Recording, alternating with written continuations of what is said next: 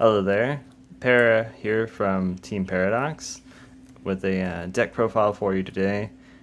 Today I'm going to be profiling my, I suppose you call it a Blue Eyes Gate deck. So I think this deck is pretty fun. I also think it actually is a lot better than what you may expect. So let's get into it. So I play one Blackluster Soldier, and then I play 3 Blue Eyes. Because my intention with this deck was to make what I thought could be like the best Seto Blue Eyes like deck, I guess you could say. So then I play Dark Magician of Chaos for the other 8. I know there are 4 8s here, but it's okay that these go to the grave. Because you can use them for Blackluster Soldier.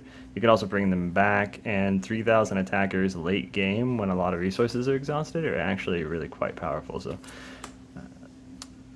Fusilier Dragon for the 7, and then for the 6s, Jinzo and Dark Ruler. For the 4s, I play 1 Kaiser Sea Horse and 2 Sacred Crane. So instead of 3 Sacred Crane, I play 1 Kaiser Sea Horse because if you do get this guy off a gate, he's pretty strong. Stronger than Crane, stronger than a lot of cards. Has a pretty decent defense at 1650. And also, of course, could be attributed for Blue Eyes by himself. So I play Kaibaman. So as a 3, they'll never call 3. They might call 2 if they think you're playing Cyberstein, but they won't call 3. And if you special summon him and you have a Blue Eyes in your hand, which is fairly likely, you can special summon the Blue Eyes and still have your normal summon for that turn. So that's pretty cool. It can allow you to do a lot of combos. Moving on, Pot of Greed, Graceful Charity, no Delinquent Duo, because this is about pushing your advantage and not really caring as much what your opponent has in their hand, because if the game goes on too long, there's a good chance you won't win. So you want to win before they can make any kind of real substantial board. I play 2 Upstart Goblin, just a weaker Pot of Greed, really. 1 Card Destruction, kind of a weaker Graceful Charity. 3 Monster Gate, 3 Reasoning, 3 Scapegoat, because you do not play many monsters in this deck, and at that you don't play many that you can normal summon without a tribute. So I play Premature Burial, Snatch Steal, and 2 Brain Control.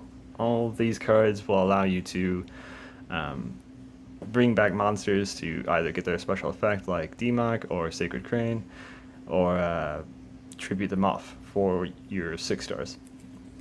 I play Heavy Storm and Giant Trunade, no Mystical Space Typhoon, because you can bring these back with Dark Magician of Chaos.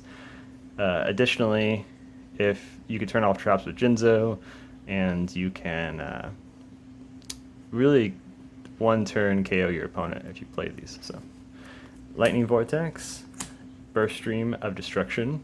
This card is really good in this deck. Obviously, you can only use it in a deck like this, where you can get Blue Eyes out really easily. It destroys all monsters on your opponent's side of the field, regardless of the position, and Blue Eyes cannot attack the turn you activate this, which means any Blue Eyes you have. So even if you Monster Gate the Blue Eyes you used and then get a new Blue Eyes, you still can't attack with him, which that's kind of a downside, obviously.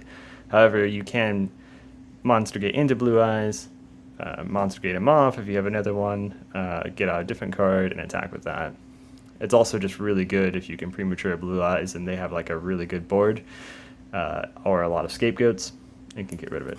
I play 1 Nobleman of Crossout, 1 the Warrior Returning Alive, and 1 Feather of the Phoenix. Warrior Returning Alive is a really good card that a lot of people don't use, despite the fact that they use Monster Reincarnation a lot of the time to get back BLS, whereas this just gets BLS back into your hand for free. Essentially, just the cost of playing this, and that's it. So no hand cost, no discarding a card.